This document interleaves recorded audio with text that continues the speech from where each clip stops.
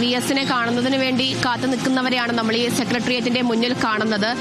പല സമര പോരാട്ടങ്ങളും കണ്ട സെക്രട്ടേറിയറ്റിന്റെ മുൻവശമാണ്.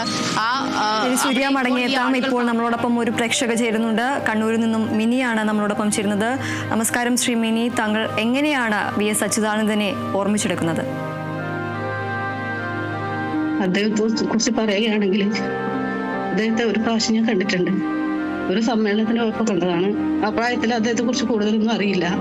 അപ്പോൾ അദ്ദേഹം എന്ന് പറഞ്ഞാൽ അദ്ദേഹം ജീവിച്ചിരിക്കുന്ന നൂറ്റാണ്ടിൽ നമ്മൾ ജീവിച്ചിരുന്നു എന്ന് തന്നെ അഭിമാനിക്കാം നമുക്ക്. എനിക്കിപ്പോൾ ഇനിയാണ്. അപ്പോൾ രാവിലെ മുതൽ ഞാൻ TV കണ്ടുകൊണ്ടിരിക്കുകയാണ്. അവിടെ എത്താൻ പറ്റിയിട്ടില്ലെങ്കിലും നമ്മളെ മനസ്സവിടെ ഉണ്ട്. നമ്മളെ വീട്ടിലൊരു നമ്മളെ പിതാവിന് തുല്യമായ ഒരാൾ മരിച്ചു എന്നുള്ളതാണ് ഇപ്പൊ നമുക്ക് ഫീൽ ചെയ്യുന്നത്. കാരണം സ്ത്രീകൾക്കും കുട്ടികൾക്കൊക്കെ ഒരുപാട് വരുമാനത്തിനൊക്കെ ഒരുപാട് വില നൽകിയ നേതാവായിരുന്നു അദ്ദേഹം. മുദ്രാവാക്യങ്ങൾ വിളിക്കുന്നുണ്ടെങ്കിൽ തന്നെ ഇത് മനസ്സിൽ നിന്ന് തട്ടി, ഹൃദയത്തിൽ തട്ടി വിളിക്കുന്നതാണ് എല്ലാവരും. അപ്പോ അദ്ദേഹത്തെ വലിയൊരു മനുഷ്യനാണ് അദ്ദേഹം. കൂടുതൽ വാക്കുകൾ പറയാൻ പറ്റില്ല അദ്ദേഹത്തെ പറ്റി. നമുക്ക് കൂടുതൽ അടുത്തറിയില്ലെങ്കിലും അദ്ദേഹം നമ്മളെ ആരൊക്കെയായിരുന്നു എന്നിപ്പോ മനസ്സിലാവുന്നു. അദ്ദേഹത്തിനെ കുറിച്ച്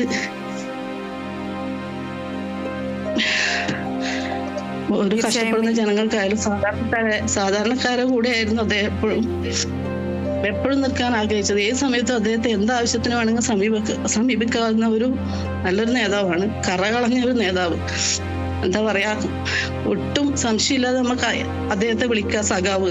കാരണം നല്ലൊരു കമ്മ്യൂണിസ്റ്റാണ്. ഞാൻ കമ്മ്യൂണിസ്റ്റായി ജനിച്ചതാണ്. കമ്മ്യൂണിസ്റ്റായി മരിക്കാനാണ് എനിക്ക് ആഗ്രഹം. ഇങ്ങനെയുള്ള നേതാക്കളെ നമ്മുടെ പാർട്ടിയിലെ കാണാൻ പറ്റൂന്ന് നമുക്കറിയാം. കാരണം കഷ്ടപ്പെടുന്ന ജനങ്ങളുടെ ഒരു പാർട്ടി, അല്ലെങ്കിൽ കഷ്ടപ്പെട്ട് വരുന്ന ഒരു പാർട്ടിയാണ് കമ്മ്യൂണിസ്റ്റ് പാർട്ടി. അപ്പോ അദ്ദേഹത്തെ എവിടെ ഒരു സമ്മേളനമോ അല്ലെങ്കിൽ ഒരു പ്രസംഗം ഉണ്ടായിരുന്ന ജനങ്ങളുടെ ആവേശം നമുക്ക് കാണാൻ പറ്റുന്ന എന്ന് പറയുന്നത് അത്രയും സാധാരണക്കാരാണ് അദ്ദേഹത്തെ കൂടുതൽ സ്നേഹിച്ചിരുന്നത്. അദ്ദേഹത്തെ ആദരാഞ്ജലി അർപ്പിച്ചുകൊണ്ട് രണ്ട് വരി പാടാനാണ് എനിക്കിഷ്ടം.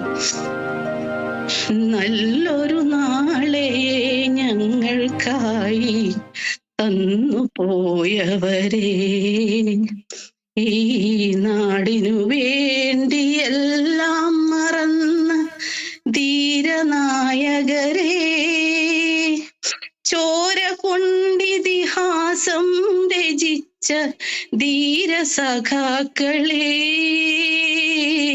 മറക്കുകില്ലൊരു നാളും ഞങ്ങൾ രക്തസാക്ഷികളെ.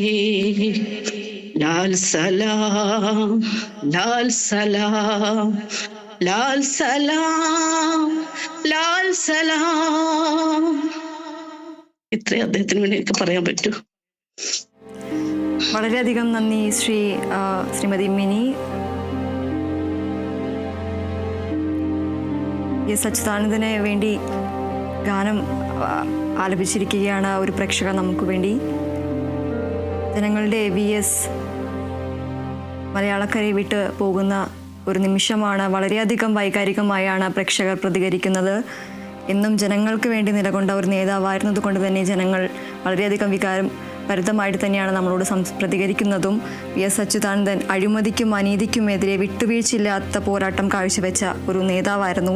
കേരള രാഷ്ട്രീയത്തിൽ സ്വന്തം വ്യക്തിമുദ്ര പതിപ്പിച്ച ഒരു നേതാവായിരുന്നു. 2006 83 വയസ്സിലാണ് അദ്ദേഹം കേരളത്തിൻ്റെ മുഖ്യമന്ത്രിയെ ചുമതലയേറ്റത്. അദ്ദേഹത്തിൻ്റെ നേതൃത്വത്തിൽ ഒട്ടനവധി ജനക്ഷേമ പദ്ധതികൾക്ക് തുടക്കമിട്ടിട്ടുണ്ട്. മുത്തങ്ങ സമരം, പ്ലാച്ചിമട സമരം തുടങ്ങിയ നിരവധി ജനകീയ പ്രക്ഷോഭങ്ങൾക്ക് അദ്ദേഹം ഊർജം പകർന്നു.